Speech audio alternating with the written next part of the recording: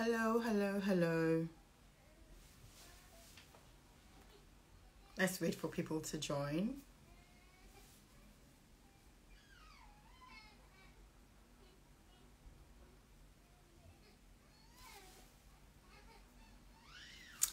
Hello, hello, welcome, welcome, welcome. Thank you for joining, and my sincere apologies for the very late start. We had some technical issues that we've been able to sort. Hi, everyone. Hello and welcome. Okay, I can see people are joining.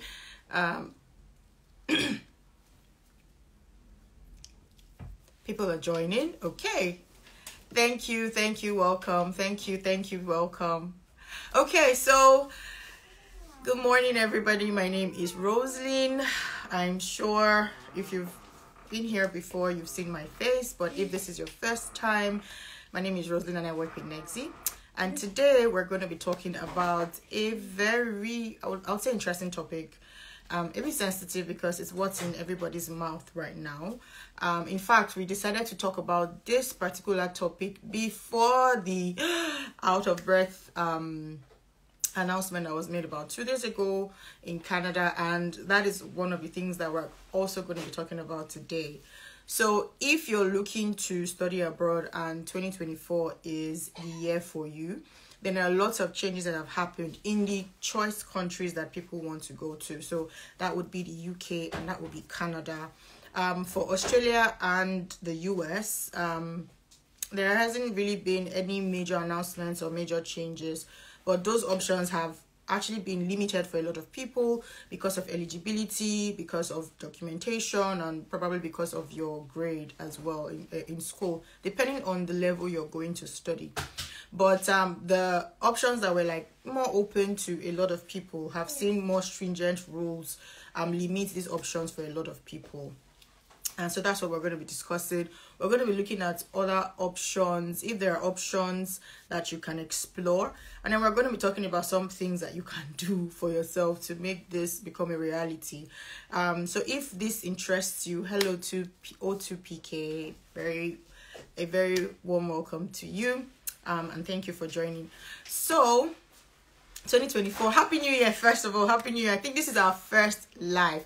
You sent me a WhatsApp. I'm so sorry, I broke my official phone, and the SIM is also gone, so we're trying to retrieve it, and it's been a hassle trying to do that at MTN. The queue has been out of this world, so I still haven't been able to retrieve my SIM. But if you send a DM to our Instagram, they can actually link you up to my personal line, and then we can have a conversation.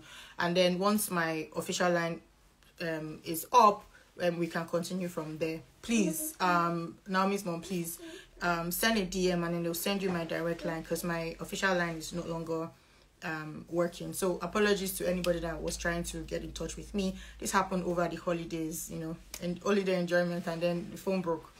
So Okay. All right. Thank you for the update. I will talk. Congrats to Naomi. Very, very, very, very happy to hear this. Okay, guys.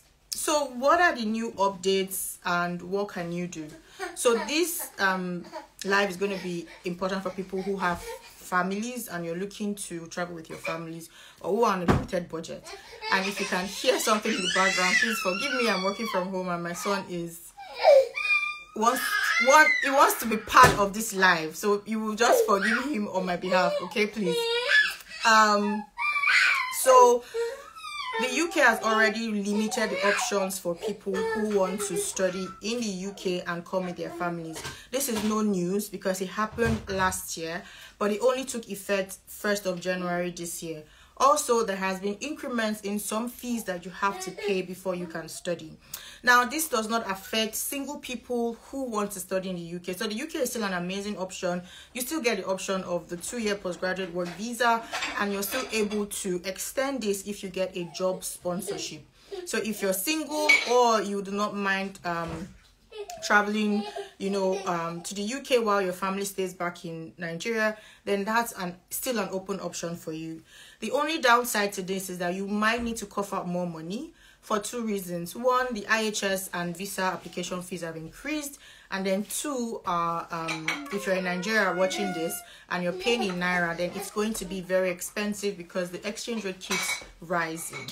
So say last year, people who needed to pay about £10,000 would be looking at paying about 5 point something million. If you're paying through the black market, you'll be paying about 7 point something million thereabout. But today, that same £10,000, I don't know what today's exchange rate is, but it'll be around 17 million if you're not paying through the bank. And if you're paying through the bank, it'll be about 10 point something 11 million. And that's if you're even able to get officially.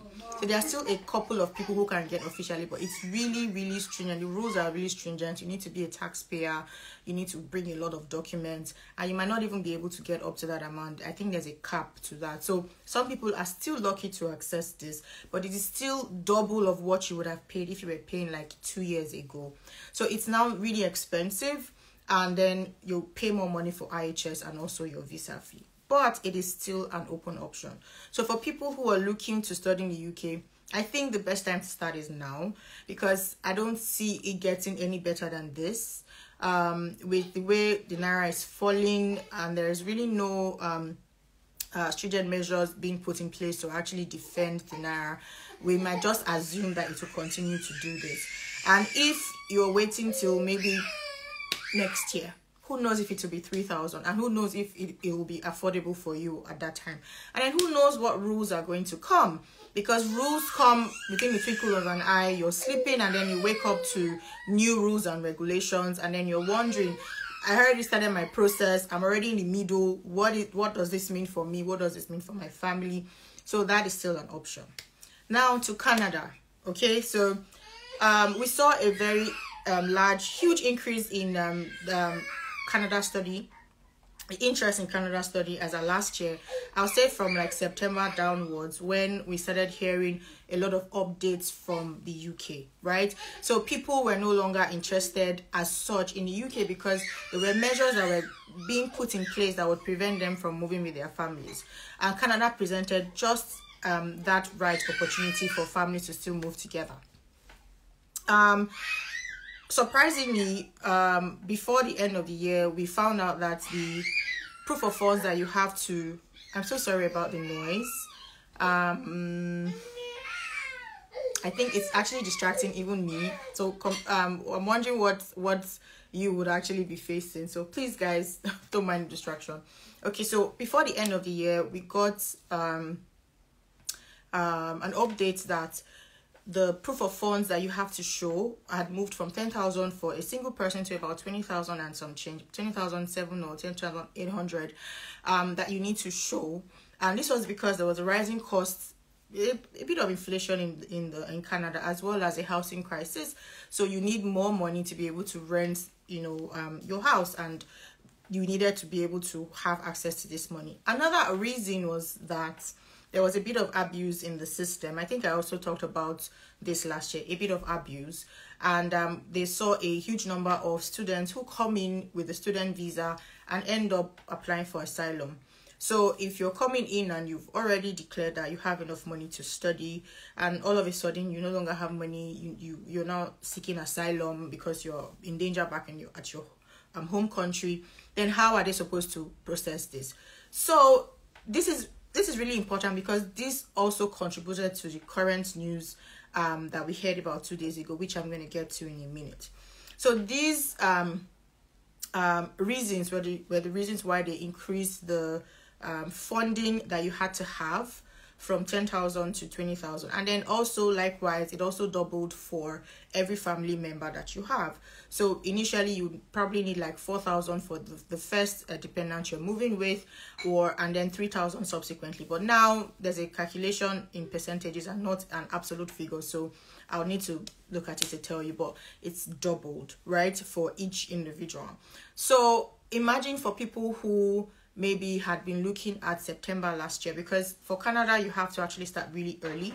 So we're applying September last year for September this year, and you've already made plans, you've looked at your situation, and then you know that you're comfortable with that decision, and all of a sudden, right from under you, things change and you now need double the money that you're supposed to need. So those were some adjustments that really affected some people, and we actually see some people drop out saying, oh, I'm not longer going to be able to continue with this option, I need other options. Now in January, we're hearing something even even more stringent. Like, the rules are now even more stringent, and for me, I think that this is the time to make a decision, if you want to make a decision, because it won't get better than this, right? Maybe in the next 1, 2, 3 years, but what are the options for you if this is a choice or a decision you want to make now? What are the options that are going to be available to you?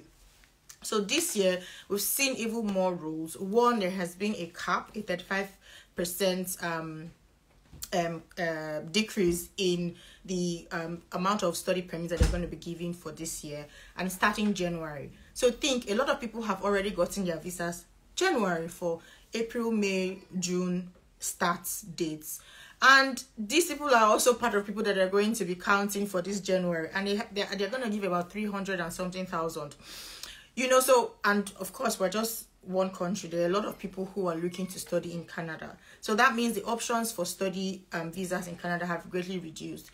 Now, another issue is that each province is going to have a particular cap out of this overall study permit. So unlike before, where you could just apply to any school, and then the school can give you your documentation that you need to apply for your visa, and then everything goes all right. Now the schools are going to also have caps. So the minister is going to allocate to the province will now allocate to the schools. So depending on the amount of schools they have, the amount of higher institutions that they have, they're going to be allocating slots for international students. Now, we don't know how this is going to happen because this news just came about. So that means that even getting a place in a school will become very difficult. So for people who already have offers, please go ahead and pay. Go ahead and start your process. There's no like, oh, I want to defer. If you know that this is what you want to do, and it's still early, at the end of the year, when they are nearing the cap, obviously you're gonna have more rejections, even if you meet all the criteria. So you might meet every single thing, but unfortunately it has just gotten to the cap, and then you're going to be refused for no apparent reason. So it is better to start early. So if you already have an offer and like dragging leg, okay, I want to defer, and you still know that Canada is the option for you, then go ahead and complete your process, because it is very, very, very important. So like I was saying, the school is going to have a cap. So a school that initially could give maybe, let's just for an instance use a whole number like 100 places, right? And then maybe they only have 60 places internally to fit people in, but they give like 100 offers because they know that some people will still drop out, and Canada is really known for that. If you get a place and you pay and you don't get your study permit in time, they'll take their offer because they've given more than the amount of seats that they have. So they're looking at the first people to get their study permits, and those are people that are going to actually be confirmed, you know, as taking those seats. So now those options will probably be limited because the school might not even have up to 100 to share amongst undergraduates, postgraduates, and PhD. And then the bigger cities will probably even have lesser. Now, the minister says bigger cities would have it. Well, it is going to be according to the population of the province, right? But most of the provinces that have lots of population have more institutions. You know, it's commensurate to the population. So they might actually have more population and more allocation. But the schools might actually have lesser slots. And you're not the only country that is looking for these slots. A whole lot of people around the world are also looking for these slots. So they're going to be increasing their eligibility criteria for this reason. So schools will probably need, you know, more documentation, or they might actually need more payments, or they might be closing their intake period earlier, you know, so that they don't open it up for too long. So it's first come, first serve, and people that are ready and people that they're able to complete their process within a very short time frame. So you can see that it is now a very difficult thing. Now, in addition to this, from September, anybody who is not on a master's program or PhD will not be able to bring in their spouse on a open work permit. And this is a very sad news, because initially in Canada, as long as you're doing a post-secondary school degree, be it diploma, a PGD in a college, a master's, PhD, whatever, your spouse can be on an open work permit. But now this option will cease to exist from September. So we still don't know if your start date rather in your school is in September, but you get your visa before September. If this would apply, I don't know, but I know categorically it does not affect people that are going for April, May, June intake.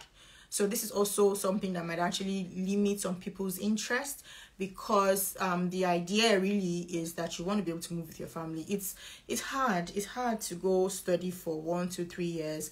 You have a wife or you have a husband, you have kids or 1 or 2 kids. It's not easy to live without your child. I have a son, and I can't even imagine going away and not being with him, right? So a lot of people want this option. It's a very important option, but unfortunately there's going to be a 2-year cap on this. So this is not like a forever kind of thing like in the UK that just came out and announced one news and then it's forever, right? Well, until they change it. But for Canada, it's a 2-year cap, and once 2024 has been completed, they will release the new updates for 2025, and then after 2025 they will see if it had worked for the purpose that it was meant for or not. So what the minister said was that it wanted to limit the abuse on the system. Like I earlier mentioned, we had people using the study route to come into Canada and then apply for asylum. Secondly, there was the another program that was also abused, which was the public-private partnership, PPP. What that meant was that bigger universities, especially in Toronto, right? Bigger universities that were in the Toronto province, Ontario rather, province, had affiliations with some smaller private universities. So what they do is that they give the offer, they charge the students, but when students come in, they're sent to private colleges, maybe one small building in the heart of the city in Greater Toronto, and then the nobody's tracking the quality of the lectures. Nobody's tracking the type of people that are coming in. I'm not going to mention any nationality because this is going to be out there, but there were some nationalities that really abused the system. They used it to bring in a lot of people. Some couldn't even speak English. Like, you have somebody coming in for a PGD, a master's, and you can't speak English, and the mode of tutelage is English. So how did you even make it? Do you understand? IELTS was not made compulsory, so anybody could just bring in a documentation, get this, and then come in. And then some people were more focused on working, to maybe fund their studies. And then there were also some abuses, such as people being underpaid, below the minimum wage, and blah blah blah. So there were a whole lot of stuff. Now schools were using this particular avenue to make money because they didn't have to worry about those students. All they needed to do was give the admission, get money, and then pay a portion of that money to the private institutions, who then would do whatever they want. There was no particular check. So this has also stopped, because if you complete a program with such a institution, you actually get access to the 3-year postgraduate work visa. Now it's still on, like you can still get that type of school, but you're no longer going to be able to get the postgraduate work visa. So once you finish, you just go to your house. And if the idea is that I want to be able to get a postgraduate work visa, then you want to avoid schools like that, schools that are in affiliation with bigger schools who are in some type of partnership. These are schools that have been affected. Now, you can still move with your family if you have if you're going for a master. So this does not affect you if you're going for a master's or you're going for a PhD. But if the problem is not that the school you're going to has limited allocation, that is something you need to fight. You need to fight for your space. Another problem is that most schools require 2-1 in Canada. There are a few schools that still accept a 2-2, especially if it's a high 2-2, because their grading system is a bit different. So once your transcript is out, they can recalculate to see if you meet the minimum CGPA to be able to advance into a master's degree. So the college PGD programs was a very huge option for Nigerians, because a lot of people had to a lot of people also couldn't afford it, because universities and master's programs are more expensive, and then for colleges it's very practical. So it's kind of easier to get a job, the low-hanging fruit jobs, right, when you have a college degree. So it was just like a very good option for a lot of people, and you still had the ability to come in with your family. But now that option, unfortunately, well, from what I read, so nothing is, please don't carry my word and go anywhere with it, right? It's basically from what I read that I'm trying to explain here. You will not be able to come in with your family. So if you're not in a very high 2-2 or a 2-1, or even a very high 2-1, depending on the university, and then these particular universities have to also work with their allocation. So universities might actually even increase their eligibility criteria, because they want the best of the best of the best, and they also might want to be looking at more commitment in terms of finance, because they don't want people coming in and then all of a sudden declaring they don't have money, and then going to the government to say they want to seek asylum. And if you're in Canada and you seek asylum, they need to accept you and hear your case. It's a law. It's not something that is okay, it's because you came through the border illegally, or you came through visit visa, or you came through study. It doesn't matter how you came in. As long as you're in, you can apply for asylum and your case will be heard. It can be rejected, it can be accepted. So it's your story that will now matter. So now they do not want people abusing the study route, people who have claimed to be able to afford a particular lifestyle, to come in and then abuse that particular avenue that is probably meant for people that really need that asylum case. So you might actually be coming from a dangerous place, or your family is attacking you, or really economic situations, you know, that you really need that particular space, but other people are now coming to take it. So this is something that they are using to try to curb and reduce it. So that is the option. So if you want to check your eligibility for Canada, you can come to us and check. If you're still eligible, then you need to start now. That's just all I'm going to say, because we don't know yet if even if you're doing a PGD and you're getting your visa before 1st of September, if your family will still be able to go. So this is something that we will confirm. And if it's a go, then we would advise that you just chuck everything inside, get your offer, and then just be fast. You know, because from after September, there might even be stricter rules. Now, what we've also noticed is that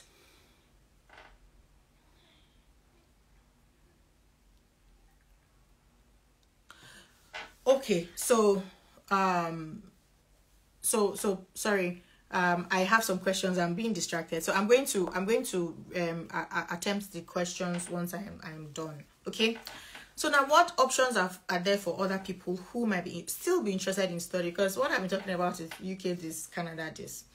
Of course, there are still other options. Now, the options might be limiting to people who have families. Oh, it's just so unfortunate. This is really sad. And it saddens me that the options available for families to move together keep shrinking, right? Especially for choice countries that are English speaking. So most people want to go to a place where they're already comfortable with the language of communication. You don't want to start learning a whole new language. You have a 10-year-old, 7-year-old, 6-year-old who is already comfortable in one language, and you're going to another country and it's a completely different language. They have to start all over, struggle in school. You are struggling and you have to master a language before you get a job. You know, so some of the options that are available are actually not in English, especially when you're talking about affordability, right? But there's a but here. The but is, if you want to make a decision and your family is something that you're considering, then do not allow language be a barrier. It can actually become an advantage eventually, especially because English is an international language. English is an advantage anywhere. So if you're going to a new country and you're learning their language to maybe an intermediate level and you have your advanced English, it gives you a very huge and added advantage to be able to actually earn a pretty good income in those countries. And trust me, kids are amazing. Very, very amazing. You'll find out that a kid that you're worried about, oh, how will you learn the language? How will you do this? They'll go in and in months, they're already comfortable. Because why? They have friends, they want to interact. You know, unlike you that you have a lot of preconceived notions in your head in terms of how you interact, and you probably have limited options in the things that you can do. Kids have abundant things to do, and in those things that they are doing, they also get to interact with people, and of course they're going to be in specialized programs. So before you know it, they've picked it up like this, and they now have what? Two advantage. They still have their English, and they have, you know, the foreign language that they are learning, and then they become even more employable in the future. So some countries still allow for this, and most of those options are in Europe, which is not English speaking. However, you can actually get an English speaking program, right? So you can get a program that is maybe a master's or an undergrad or a diploma, depending, right? And the program is taught in English, but the language of that country is not English. So if your idea is really to be able to expand your options, your maybe stay back options or work options or whatever, then you might want to learn the language. And it's also even open for, if you want to, let's say for instance you want to go to Finland, which allows for family to move, but you don't want to stay in Finland. You probably want to go to Germany or France or Netherlands, right? If you're going to Netherlands, you don't even need to learn language. It's basically an English-speaking country at this point. They speak English everywhere. Say you want to go to Germany now because there are more job opportunities in Germany. You can actually start learning German already, right? So that when you're going in, once you're already in Europe, it's easy to be able to move from country to country. So you might not be going to your choice country, but as long as you have the right kind of visa, you can then within that country look at options in other countries that you can move with your family. So you can actually be proactive and begin to learn the language of your dream country, right? So it is not supposed to limit you. Don't say at my old age my brain can't carry language. This brain can do amazing things if your family is your driving motivation. Another reason is also going to be budget.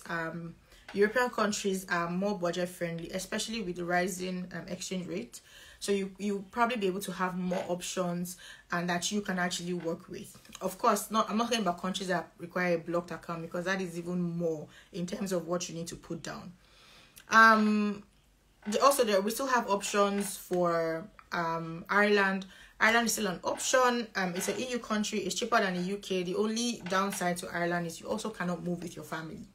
Okay, you have to go yourself, and once you're done and then you have your residency, you can then bring in your family. So if you do not mind maybe your family staying back for a couple of maybe 1 to 3 years before they come join you, then that's also an option. However, it's not a very cheap option, because most schools require you pay 100% of your tuition, but at minimum for visa application is 60%. So you might have to have like a huge budget for that. And then the visa criteria is also a bit more strict compared to the UK. Okay, so these are options that you can consider. There's also the US, there's also Australia. So come to us and explore all these options. So initially we didn't work with European countries. We worked strictly with English speaking countries, but now we're opening up to European countries, especially for opportunities in English. But the downside is that you would have to learn the language of the country. But I'm here to encourage you, for Christ's sake, learn, right? Learn it and open yourself up to opportunities. Okay, so I'm going to take questions now. This was basically just like an update reel, not real, sorry, live. Especially as it's also our first live of the year. So just coming to talk about the new things that are in 2024 and what to look at and how to open your mind up to opportunities. If I'm going to give you a personal advice, this was something I've been giving to people close to me. Start saving in a domiciliary account, because I started advising this when the dollar was around 800 and something, and dollar today is almost 1,400. So if you had 14 million before, you probably had, maybe like almost $18,000. Today you have about $10,000. So it's reducing. So if you know what's good for you, just start converting your money and putting in a domiciliary account, so that when you're ready, money is not the problem. Okay, but please come and start your process. There is no time anymore. Even these other countries I'm even mentioning, if the rush now comes to them, they'll just wake up tomorrow and change. Like France now. France has limited options of people bringing in their family, because for France, you could, well, after your study, once you've gotten your postgraduate work for a year, you can actually bring in your family, right? You can bring in your family, but now they removed that option.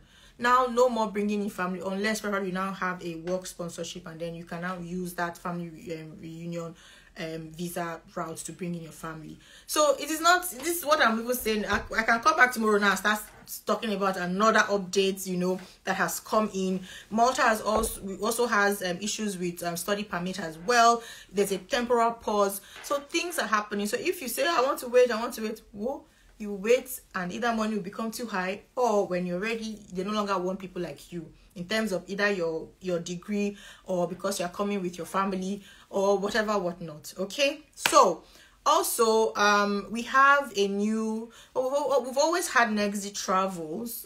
Please guys, follow Nexi Travels if you will. We've always had it, but we've been really focused on study. But now we're looking at other options like vocational study and other immigration pathways for you guys. So if immigration really is at the heart of your study desire, then you want to go and follow that page. Pretty soon we're going to be bringing out a lot of options that you can actually take advantage of outside of study. So please, it's Nexi Travels. You can see Nexi, Negxy, and then Travels. Please go ahead and follow us, and wait for the juicy updates and offers that we're going to be coming with. So with that, I have ended my live, right? So I'm going to be answering questions. Guys, please send your questions. I already have some questions that I'm going to attempt now, but do well to send in your questions. Okay, so Real Ede says hi back to you. Thank you for joining. I sent you WhatsApp message. Okay, hi Ma, please they'll send you my personal line. I'm sure by next week everything should have been settled. I'll be back on my official line.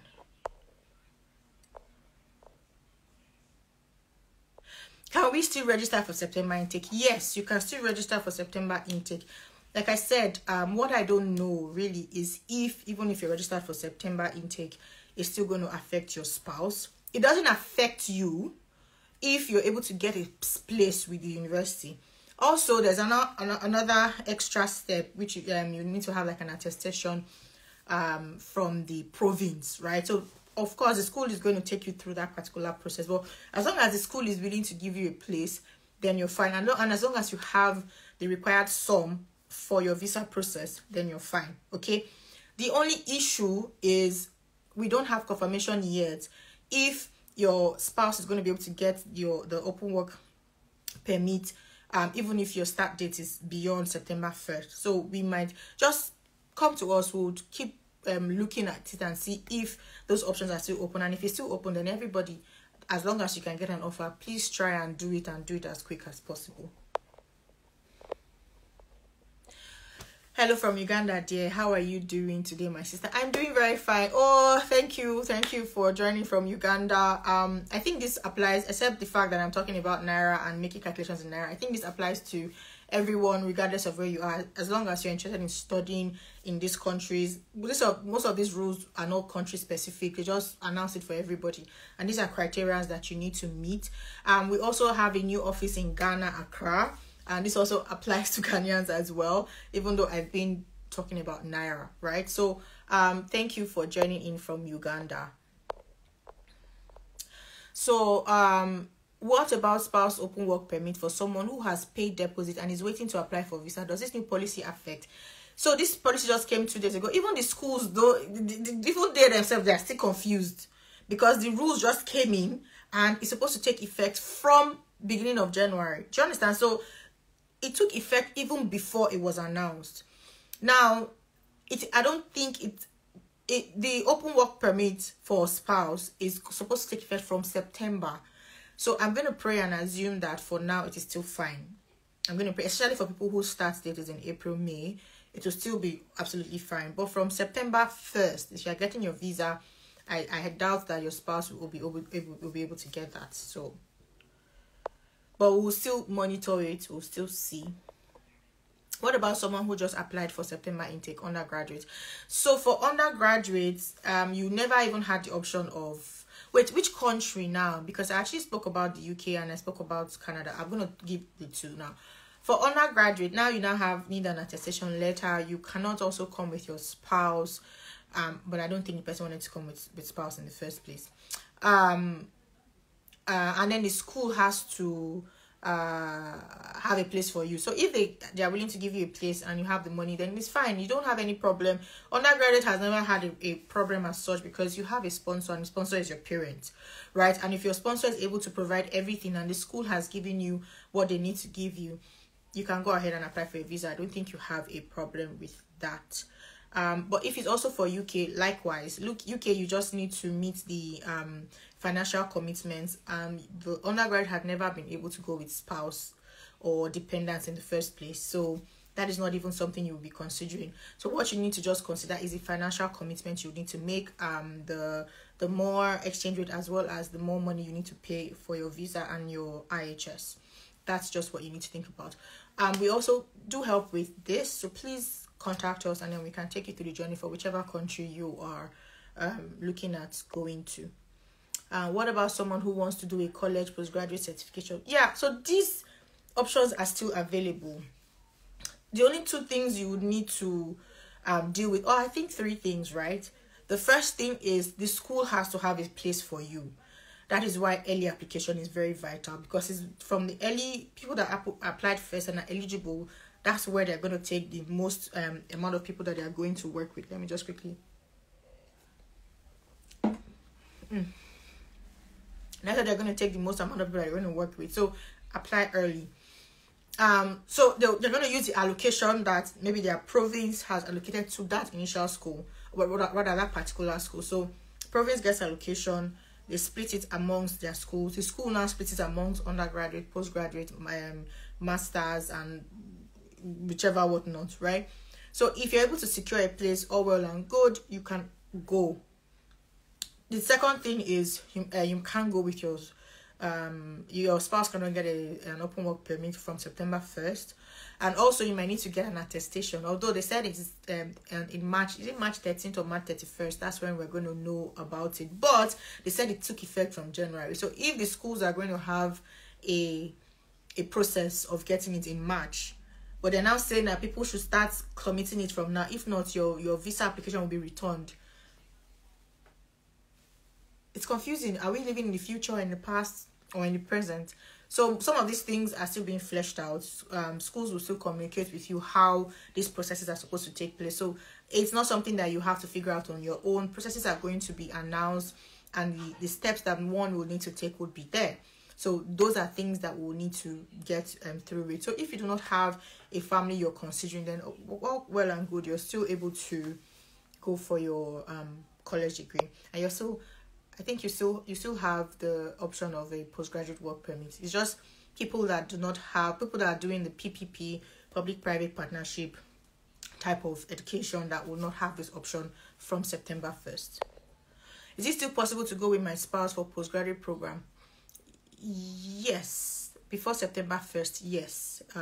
Yes, I think it's still possible. If you have a place, guys, anybody that has a place, contact your school. Tell them you want to hurry, because they didn't make this announcement and said, oh, from May 31st, this is when we're going to be taking effect. Oh, they said it started from January 1st. So which means that they've backdated when this thing is necessary. The only thing that is going to take effect from 31st is the way you're going to be doing your attestation from the province. They have to attest that, yes, you're able to come. That's one. Two, in September 1st, your spouse will no longer be able to apply for the next 2 years. That's in 2024 and 2025. Those are the only two things that are in the future. So contact your school. If your space is still confirmed, go ahead and pay and start your process. There's no time to wait. Oh, I want to make a decision. No. Okay? So please do that.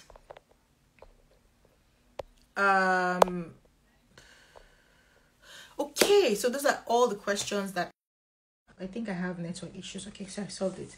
So you are free to send in your messages. Okay, my network has been shitty. I'm very sorry. So like I said, contact us and we can give you the option that works best for you, depending on your criteria. Is it budget? Is it location? Is it moving with your family? Is it the stay back options? Is it the career options are available? Whatever the case, please do contact us and we can help you through the process. So if I don't have any more questions coming in, I'm going to end the live now and then say see you when I see you. Okay, most likely somebody else is going to be here on Wednesday next week. So until we meet again, do have an amazing time and happy new year again. I hope you have an amazing year in 2024. So bye guys.